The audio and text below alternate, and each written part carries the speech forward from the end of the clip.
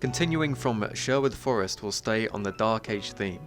Cliffside Castle is the first intermediate level presented to the player, yet it is still rather difficult, and having a quick search on Reddit, a lot of people do feel the same, especially with its failure conditions, as you can't drop below 700 park rating for longer than a month. This can be quite difficult because as soon as you start playing, your park rating is on 0 and you're practically on a clean slate in terms of rides and shops that are already available. All there is a load of castle theme areas with a lot of weird paths going around, but fortunately the first month doesn't count, which is the month of March, but at the end of April you will lose if you never get your park rating above 700.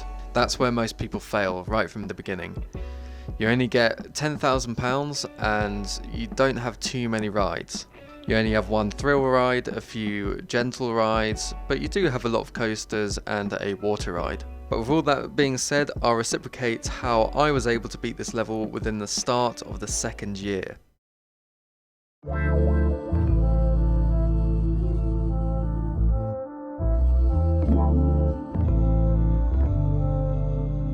Before we start, I'll gloss over what you need for this scenario.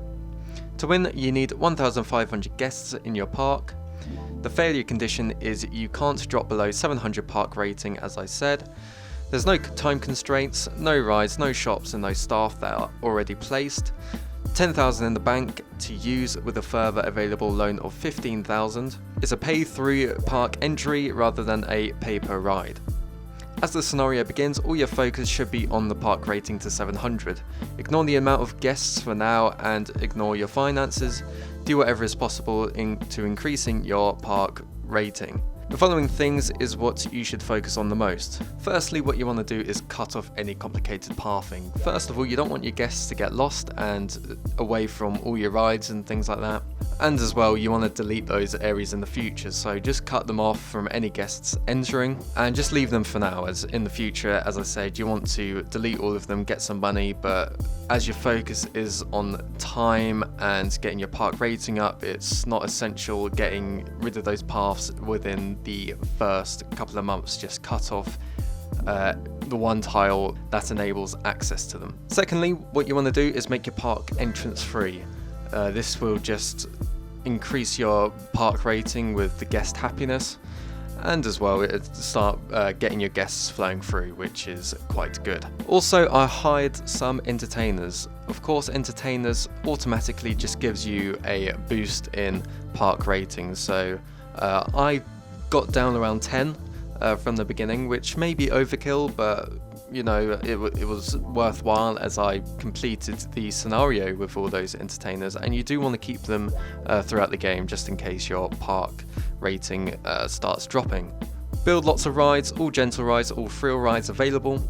As I said earlier, there's no rides already put down in the park, so you want to churn out as many as possible.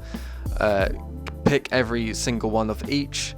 That's for the gentle rides and the thrill rides, and put down a prefab of a roller coaster and the water ride. They will start getting guests to your park and increase your park rating as you have multiple different variety of rides, and that of course contributes to your park rating. So what I saw from Reddit is that a lot of people start deleting things already.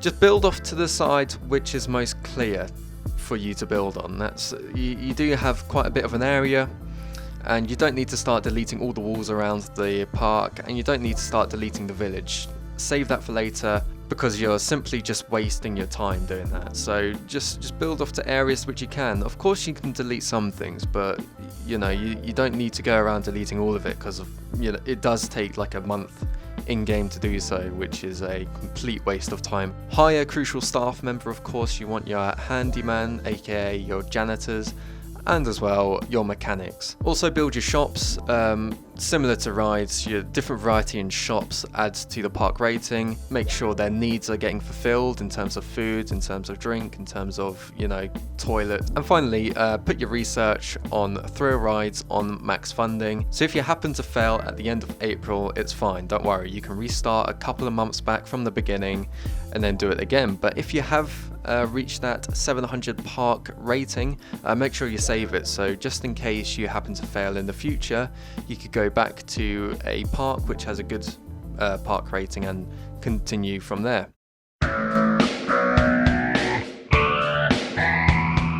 Congratulations, you have reached beyond the 700 park rating mark. Through either skill or luck, you have survived the first 2 months and now you need to maintain it. Don't worry, it's simpler to maintain than to rapidly trying to increase your park rating. Just keep expanding your park, building multiple rides and shops. Add staff as you go and you can rely on entertainers to boost your park rating. Just try and avoid ride accidents, keep your park clean and ensure each individual guests have nothing to be negative about. So now let's move onwards to discuss the objective of 1,500 guests inside your park. Of course, now we need park expansion, building multiple rides and shops to bring guests in. However, firstly, we said that your park entrance should be free. Now start increasing the price to bring in finances to the park. I'll leave it up to you as the player to decide your price from your observations whether guests come in or out of the park. For me, the maximum I put the ticket price to is £40, as all your guests have 4 different amounts of money they spawn with, and £40 was the lowest, so doing so will allow all guests to come into the park. The best thing about this scenario and how it doesn't have a finishing date is that you can wait for finances to build up while just being aware of your park rating. That is as long as your finances are ticking over the months. But if you remember what I said towards the start of the video with those cut-off paths, now you can actually delete all of them. Now you have the time, which will boost the amount of money you should have. All in all, invest in all sorts of rides and you can build multiple of the same ride and shops, which over time will just bring far more guests into the park. As well, let's not forget marketing. It's very important, of course. For me, I like doing all the marketing campaigns at once, but in actuality, when building up your park, just do it bit by bit. But when you do have a lot of money to waste, pump it all into marketing, and that will give a significant boost into your guests. And over time, it took me into the start of the 2nd year. You will get the 1,500 guest mark, and you will have successfully have done your scenario. Well done. So that does bring us to the end of this video. If it was very helpful, please leave a like, and as well, while you're down there, you might as well subscribe. Also, I'd love to see a discussion down in the comments on how you completed the level and sharing how other methods may be helpful. I'll see you on the next video.